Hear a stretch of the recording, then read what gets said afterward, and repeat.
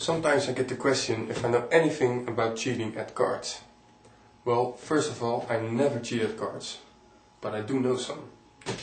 Now let's say we're in a game of poker, and normally you will get 5 cards in your hand.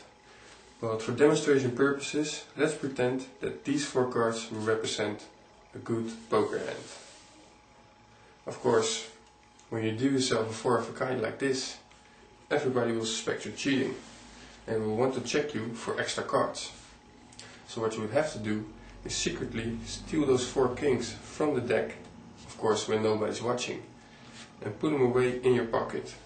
Now if you would, hold your hand palm up like this and sandwich those kings between your palms and pretend to be my pocket. Now I will need a bad poker hand for myself, so I'm just going to grab a few bad cards.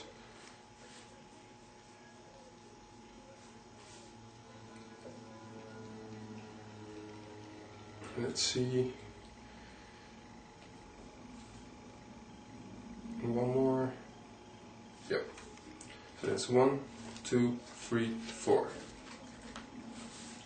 So we're in a game of poker. You got this very bad poker hand on your hands, and you want to switch them for those kings. Of course, when you switch them like this, everybody will suspect you're cheating. So you will have to use some magic. Now when you're a magician, you can change cards just by snapping your fingers. Unbelievable but true. You see, there's the first king. Let's take the second card. You see, just a snap, and there's the second king. Now the third king will go a little bit different. You see, just a shake, and there he is, the third king.